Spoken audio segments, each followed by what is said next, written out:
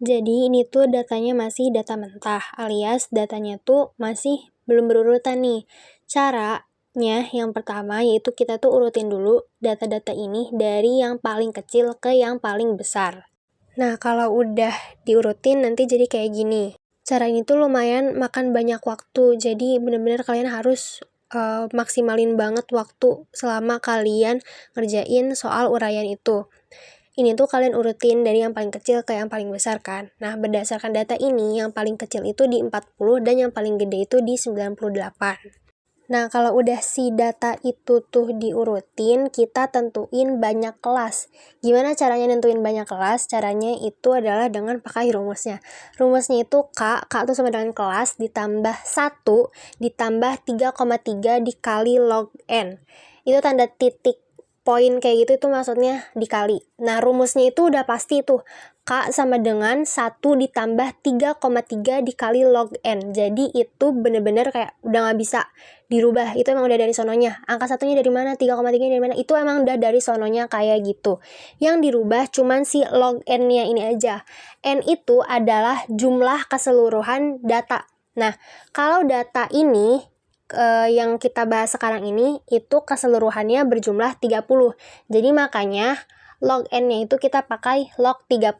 Sementara nanti pas di soal ulangan besok katanya keseluruhan datanya itu ada 40. Jadi nanti log yang dipakai adalah log 40. Itu udah ada di komunitas ya, dicari aja di situ. Nah, lanjut. K sama dengan 1 ditambah 3,3 dikali log N. Log N-nya berapa? Ini kan karena di data ini log 30, jadi log 30 itu 1,477. Nah, 3,3 ini dikali 1,477, ketemulah hasilnya 4,875.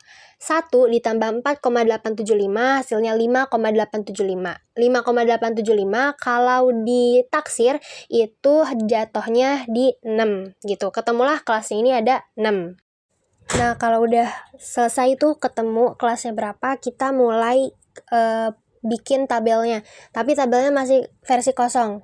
Nah, kita bikin kolom pertama tuh kelas, kolom keduanya frekuensi.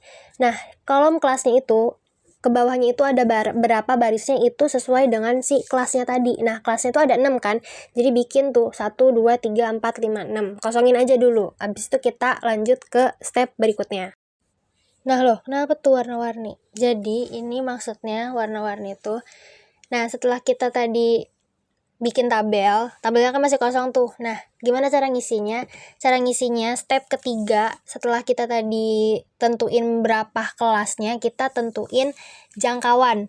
Jangkauan itu rumusnya adalah data terbesar dikurang data terkecil. Nah, dari data ini ditemukanlah bahwa data terbesarnya itu 98 tuh yang warna oranye, dikurang data terkecil. Data terkecilnya warna hijau muda tuh 40.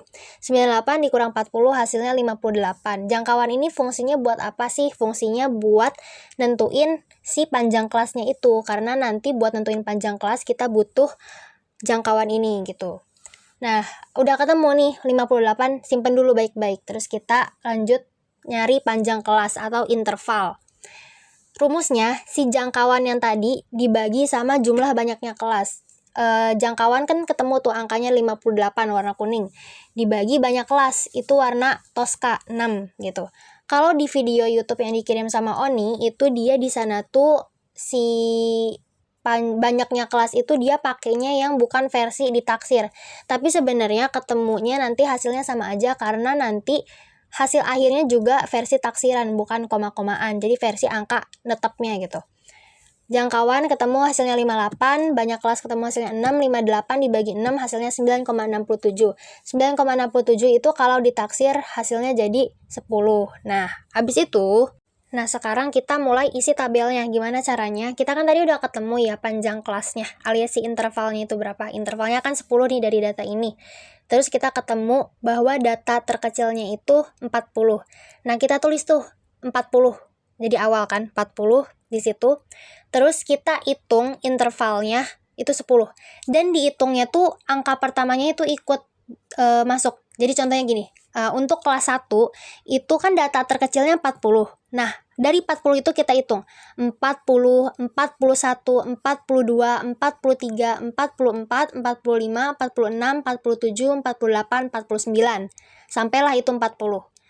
Nanti begitupun seterusnya, berarti 50, 51, 52, 53, 54, 55, 56, 57, 58, 59. Nah, habis itu kita hitunglah tuh pokoknya sampai data terbesarnya atau data paling gedenya gitu kan.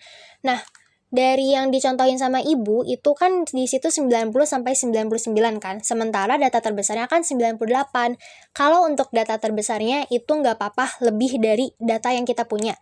Tapi kalau data terkecilnya harus sesuai dengan data yang kita punya. Data terkecil nih kita punyanya 40. Berarti ya udah dari 40 aja. Tapi kalau misalnya nanti data terbesarnya itu lebih dari data yang kita punya, itu nggak masalah kayak gitu.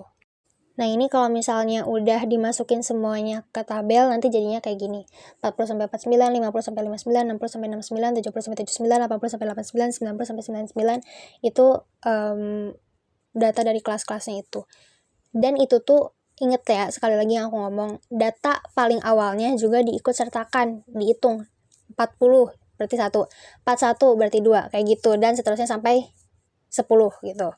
Nah, udah selesai dari situ, kita sekarang isi tabel frekuensinya. Frekuensi itu adalah seberapa banyak data itu muncul. Kayak misalnya nih, 40 sampai 49. Dari data tadi, dari angka 40 sampai 49 tuh berapa kali muncul gitu. Ada berapa tuh angka 40 sampai 49? Dihitunglah 50 sampai 59 ada berapa kayak gitu. Kayak gini nih, 40 sampai 49 kan data yang pertama. Ada berapa? 40, 42, 47, 49. Oh, berarti ada 4. Tulis tuh di frekuensi ada 4. 50 sampai 59. Oh, ini 51, 2, 3, 4, 5, 6. Dari angka 50 sampai 59 ada 6. Masukin ke frekuensi ada 6. Begitu seterusnya. Nah, nanti ini kalian pastiin lagi nih frekuensi, jumlahin. Bener gak sesuai dengan total keseluruhan data yang awal. Ada 30 atau enggak gitu. Nah, tadi kan kita udah bikin tabel distribusi jangkauan, terus mencari jangkauan sama mencari panjang kelas. Nah, setelah itu langkah di akhirnya itu kita bikin diagram Ogive. Pertama itu kita bikin dulu tabel distribusi yang kayak tadi. Terus kalau udah, kita cari frekuensi kumulatif kurang dari. Nah, cara mencari frekuensi kumulatif kurang dari itu yaitu dengan cara tepi kelas atas itu ditambah sama 0,5. Ya, tepi kelas atas ditambah 0,5. Jadi di sini tepi kelas atas tuh yang ini ya. Ini tepi kelas atas. Ini tepi kelas bawah. Nah, jadi 49 ditambah 0,5 itu hasilnya 49,5. Begitupun yang 59 ditambah 0,5 hasilnya 59,5. Ini kurang ya, artinya ya, ini kurang dari, ini lebih dari. Terus yang 69 ditambah 0,5 hasilnya 69,5. Begitupun yang lainnya juga kayak gitu ya. Terus udah ketemu nih yang bagian A nya, kita nyari yang bagian B. Caranya itu yang frekuensi yang 4 ini kita pindahin ke sini. Terus kalau udah kita pindahin, 4 ini tuh kita tambah sama yang 6. Jadi 4 ditambah 6 itu hasilnya 10. Terus 10 ditambah 10 hasilnya 20. 20 ditambah 4 hasilnya 24. 24 ditambah 4 hasil 28. 28 ditambah 2 hasilnya 30. Nah, hasil akhir yang frekuensi kumulatif kurang dari itu harus sama jumlah yang ini ya. Harus sama. Nah, terus kalau udah kita nyari frekuensi kumulatif lebih dari. Nah, ini kita nyarinya itu dengan cara tepi kelas bawah dikurang 0,5. 40 dikurang 0,5 hasilnya 39,9. Begitupun yang lainnya dikurangin 0,5. Ini ketemu hasilnya segini. Udah tuh ketemu bagian C-nya. Terus yang bagian D-nya itu yang 30 ini, jumlah 30 yang ini kita taruh yang paling atas. Terus kalau udah 30 itu dikurangin sama 4, hasilnya 26. 26 dikurangin 6 hasilnya 20. 20 dikurangin 10 hasilnya 10. 10 dikurangin 4 hasilnya 6. 6 dikurangin 4 hasilnya 2. Nah, nanti hasil akhir yang di sini itu sama kayak frekuensi yang di sini nih. Frekuensi yang ini. Jadi itu patokannya itu yang frekuensi kumulatif kurang dari yang bagian B-nya itu harus sama kayak jumlah ini. Sedangkan yang frekuensi kumulatif lebih dari itu, yang ininya harus sama kayak frekuensi yang ini. Dah, kayak gitu.